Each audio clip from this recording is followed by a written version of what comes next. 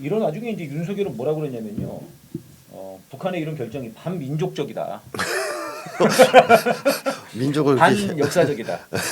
이렇게 얘기를 했습니다, 선생님. 네. 근데 이제 윤석열이 약간 그 건망증이 있는가 봐요. 윤석열이 했던 말을 돌이켜 보면은요. 네. 페이스북에 썼습니다. 주적은 북한. 네. 윤석열이 한 말이에요. 네.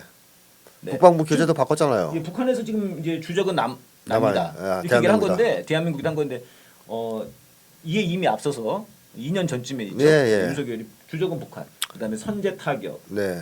그다음에 뭐 직강끝. 예. 그다음에 지난해 연말에 선조치 후보고. 네. 뭐 이런 얘기도 했고요. 지금 일본군에 들어가지고 네. 계속 군사훈련하고. 훈련하고 있고 네. 9.19도 파기했습니다. 네. 이런 거 싹 다 잊어버렸어요. 자기가 한 일은 다 잊어버리고 네. 북한의 결정이 반민족적이고 반역사적이다. 그럼 자기네가 더 먼저 했잖아요. 네. 예. 주적이라고 국방부도 선언했고. 네.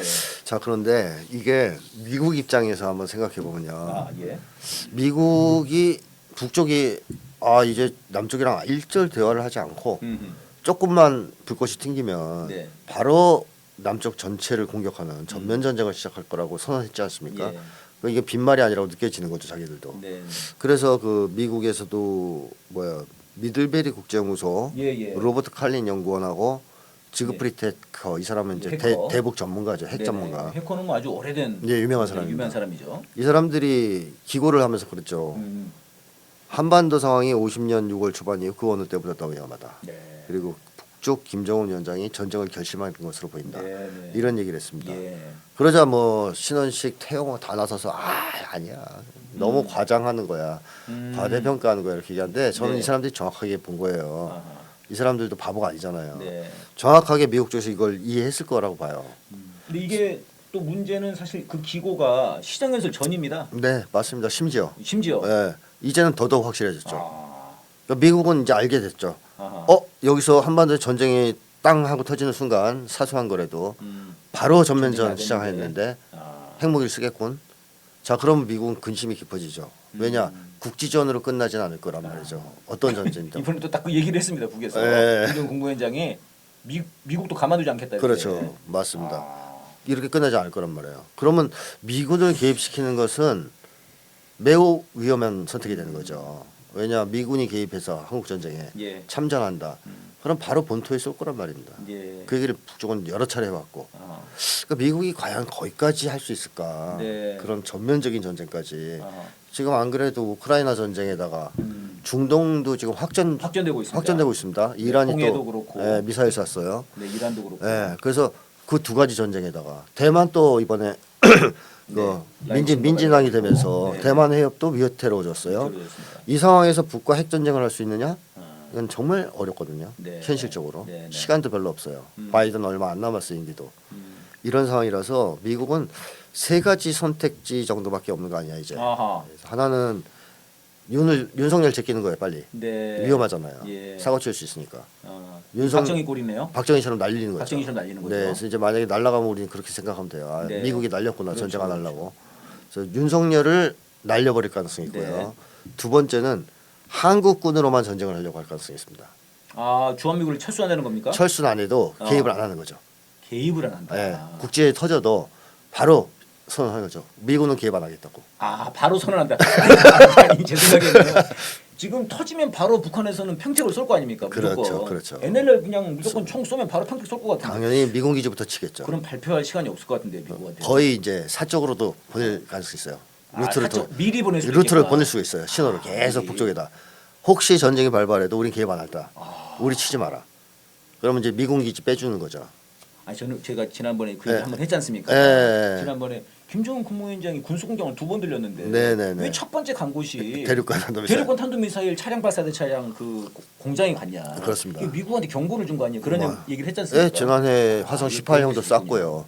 네. 그러니까 미국 입장에서는 그걸 안 하려면 참전 안 하겠다. 안 하겠다는 얘기를 해줘야 돼요. 미국 북쪽에다가. 미리 해야 되겠네요. 그럼. 미리. 미리 우리는 안 할 테니까 우리 끼어들게 우리 치지 마라. 네네. 주한미군 기지. 예. 그래 북이 주한미군 기지만 치지 않거든요. 네. 주일미군 기지 관까지 다 치거든요. 이번에 날아가 이 극초음속 이번에 극초음속 미사일도 그것 때문에 쏜 거고요. 엄청 빠르다는데 진짜. 네, 마하 10 이상이죠. 네. 그러니까 요격이 불가능합니다. 네.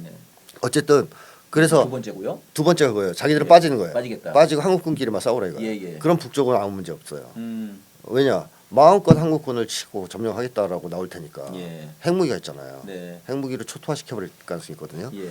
그게 두 번째 가능성이고 한국군이 이길 수도 있다는 희망하에 하는 작전입니다. 미국 입장에선 어허. 재래전으로. 근데 세 번째가 두 번째가 두 번째가 예. 혹시 한국이 이길 수 있지 않을까? 있지 않을까. 잘 싸우는 우크라이나는 졌지만 그런 꿈을 꾸는 거죠. 핵이 없다는 거를 전제해야 되는 거죠. 맞습니다. 초반부터 핵을 쓴다면 이건 불가능한 얘기가 되는 거죠. 그 다음에 마지막 하나 남았죠. 네네. 적대 정책 처리하는 겁니다. 아. 적대 정책을 처리하고 북과 전격적으로 화해하는 수밖에 없어요. 네. 이건 이제 이건 전쟁이 일어나기 전에 지금 말씀이신 거죠. 그렇습니다. 지금 해야 되는 거죠. 근데 이것을 미국이 하기에는 참 창피하죠.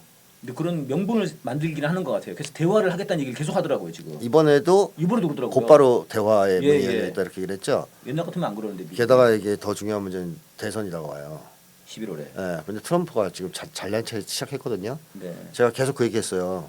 북미 관계가 극단적으로 격화되기 시작할 텐데 2024년 들어서서 이것이 트럼프에게는 엄청난 호재라는 겁니다. 네.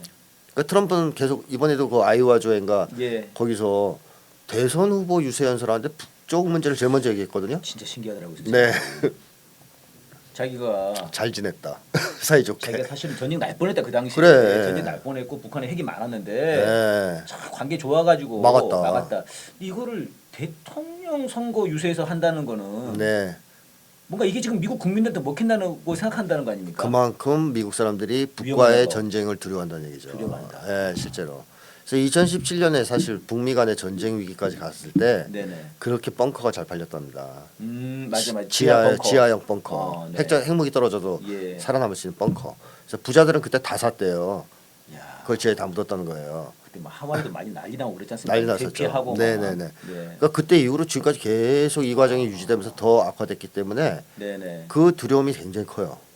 그리고 대선 주자들 입장에서도 이제 북과 남과 막 붙는다든가 전쟁이 예. 벌어진다든가 미국과 북이 이제 교전을 시작한다든가 했을 때 그 부담이 엄청나기 때문에 네네. 이 문제를 어떻게든 해결을 해야 되거든요. 아, 그러니까 전쟁에서 이기든 상황을 정리해서 평화롭게 해결을 하든 해야 예. 됩니다.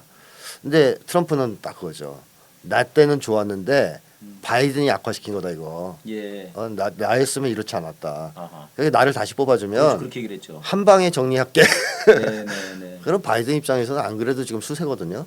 아, 어차피 떨어질 것 같은데 지금 네네. 여기에 이 북쪽 변수까지 북한 변수까지 끼어들면 대선에서 이기란 매우 힘들어지죠. 네. 트럼프는 이거 잘 활용하면 무조건 이기는 거고. 아, 그러니까 북한 변수가 최대 변수가 됐네요. 그 바이든 대선에서? 입장에 그런 바이든 입장에서는 야, 내가 11월 가겠다. 11월 대선 전에 어. 한반도 문제를 어떻게든 좀 정리를 해야 돼요.